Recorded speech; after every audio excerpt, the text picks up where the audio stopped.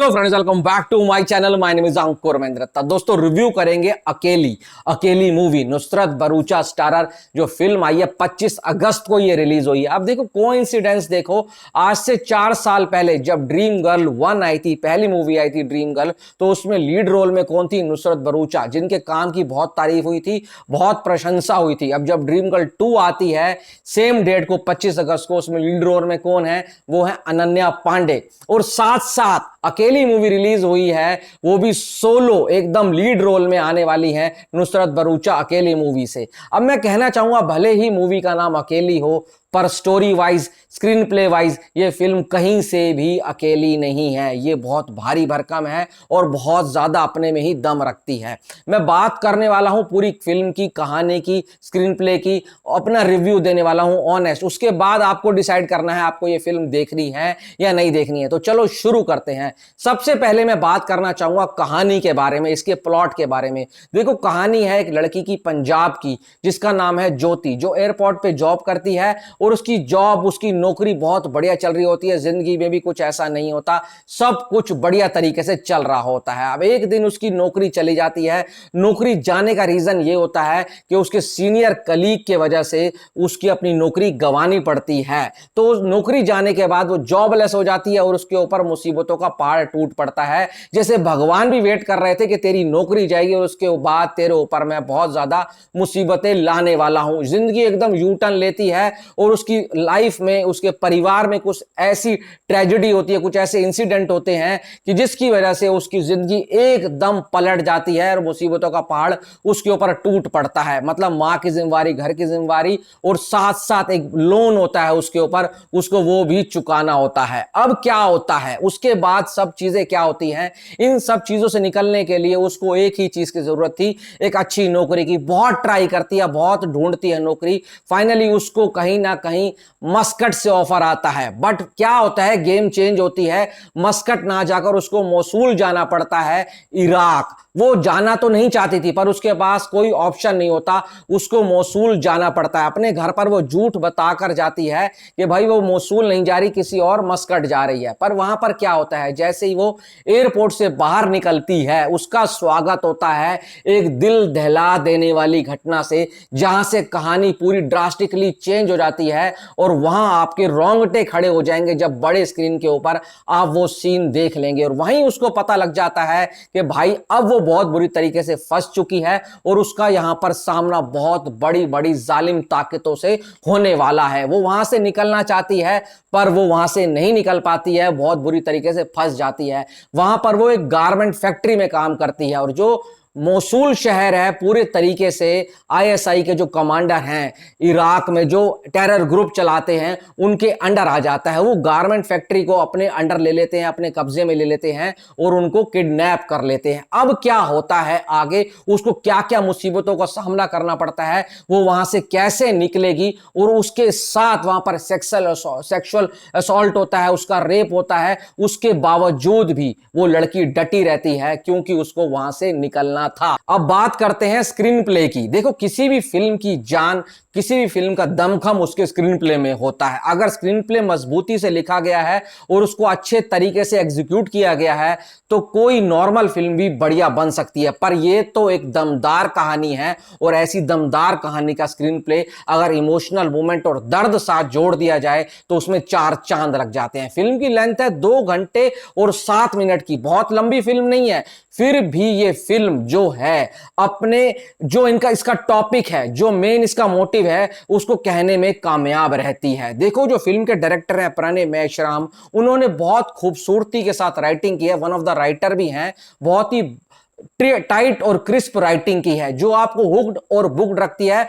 बहुत fast pace screen play है। Screen play आपको फिल्म के साथ जोड़े रखता है और कहानी को आगे बढ़ाता है। बहुत ड्रैग और खिंची खिंची फिल्म नहीं लगती है। देखो, कहना चाहूंगा इस फिल्म का मेन प्लॉट क्या है, दर्द और इमोशन, और वो बहुत अच्छे तरीके से कूट कूट के भरा गया है। जो लड़की है ज्योति, वो दर्द महसूस करती है, तो आप अगर ऑडियंस हैं, आप भी उसके दर्द के साथ जुड़ जाते हैं और वहीं पर डायरेक्टर की जीत हो जाती है, कामयाब हो जाते हैं, क्योंकि वो जो कहना चाहते हैं वो कहीं ना कहीं आपको फील होता है, आपको हर्ट होता है कि यार ये लड़की बहुत ज्यादा मुसीबतें झेल रही है, किसी तरीके से इसको बाहर निकलना होगा। ऐसा क्यों होता है? क्योंकि वो हाथ पर हाथ धर के बैठती नहीं है, वो लड़ती है, भागती है, गिरती है, उसके बाद खड़ी होती है, क्योंकि उसके मन में एक चीज चल रही होती है, उसको किसी तरीके से यहां से बाहर निकलना है, अपने परिवार के पास पहुंचना है, क्योंकि अगर उसे कुछ हो गया तो उसका परिवार फालतू में मारा जाएगा। तो ये जो जीने की उसकी चाह होती है, उसकी वुमेन इंपावरमेंट को भी इशारा देती है कहीं ना कहीं, और ये आपकी इंस्टिंक्ट, विल पावर को भी दर्शाती है कहानी। इसका स्क्रीन पे बहुत दमदार है। अगर मैं बात करूं भाई बीजीएम की, तो बीजीएम एक नंबर है, एकदम रियल फील होता है, अरेबिक साउंड आता है जब भी भाई कुछ गलत काम होता है, वो अरेबिक साउंड आता है तो रियलिस्टिक फील होता है। अगर मैं बात करूं प्रोडक्शन डिजाइन की, प्रोडक्शन वैल्यू की, देखो देखने से लगता है, पता है कि भाई छोटे बजट की फिल्म है, उस छोटे बजट की फिल्म में भी इतना शानदार आर्ट वर्क प्रोडक्शन करना कोई आसान बात नहीं है। कैमरा एंगल, कैमरा वर्क जो किया गया है वो बहुत बढ़िया लगता है। एक चीज कहना चाहूंगा, डायरेक्टर ने ना छोटी छोटी चीजों पर बहुत बारीकी से काम किया गया है। एक बात बताना चाहूंगा, जो बंदूक चलने की आवाज, बारूद फटने की आवाज, वो एकदम रियल लगती है। और एक चीज और मैंने नोटिस की, वो मुझे बहुत अच्छी लगी, आजकल हर फिल्म में हो रहा है,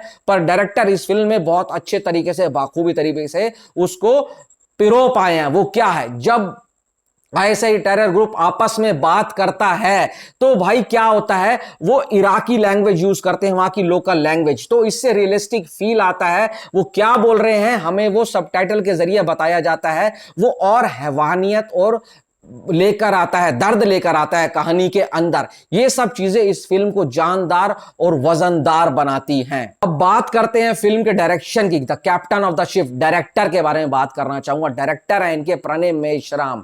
इनके बारे में एक बात कहना चाहूंगा कि भाई बंदे ने जबरदस्त काम किया है, क्योंकि इनका मोटिव था, जो ये चाहते थे मेरे को स्क्रीन पर पब्लिक को ये दिखाना है, ये बताना है, वो पूरी तरीके से कामयाब हुए हैं पब्लिक को वो बताने में, और पब्लिक उनके साथ जुड़ती भी है, और यही इस फिल्म की जीत हो जाती है। भले ही छोटे बजट की फिल्म हो, पर फिल्म में दमखम और मेहनत दिखती है। ऐसी फिल्म बनाने के लिए आपको एक शानदार और एक बढ़िया रिसर्च टीम चाहिए, क्योंकि आपको वॉर बेस जो फिल्म होती है ना, उसके बारे में कुछ आंकड़े, कुछ भाई सब तथ्यों को इकट्ठा करना होता है, और यहां पर वो हमें वो सब चीजें देखने को मिलती हैं, जो इस फिल्म को कहीं ना कहीं एक बढ़िया फिल्म बनाने में मदद करता है। अब मैं बात करूंगा भाई साहब फिल्म के मेन स्टार कास्ट की। सबसे पहले मैं बात करना चाहूंगा निशांत दहिया। देखो और किसी एक्टर को मैं इतना ज्यादा जानता नहीं हूं, नुसरत भरूचा और निशांत दहिया को मैं जानता हूं।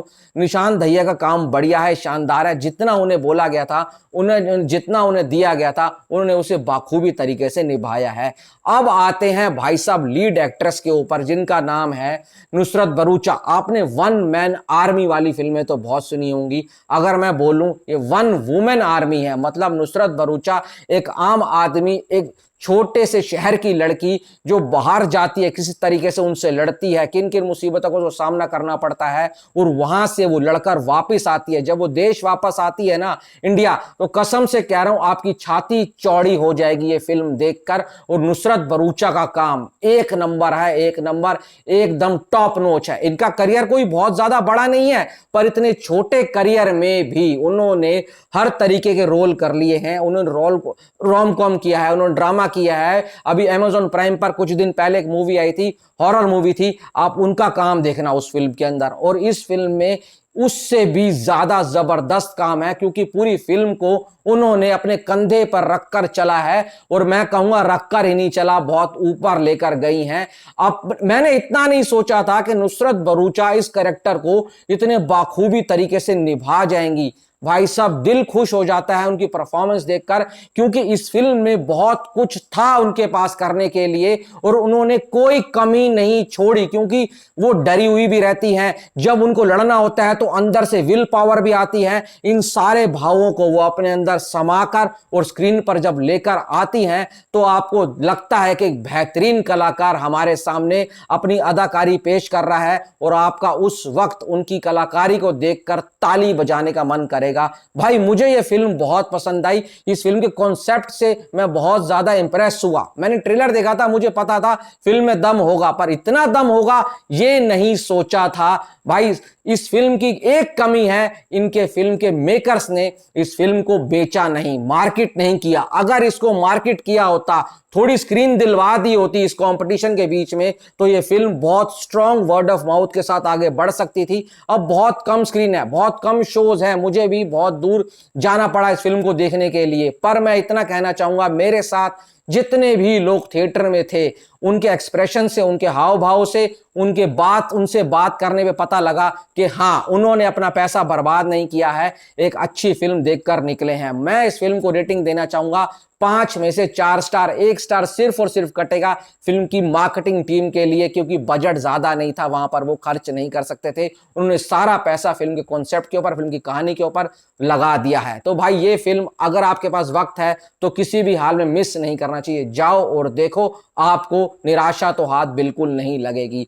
बाकी इस वीडियो में इतना ही। कुछ अच्छा लगा हो चैनल को सब्सक्राइब जरूर कर देना। Thanks for watching.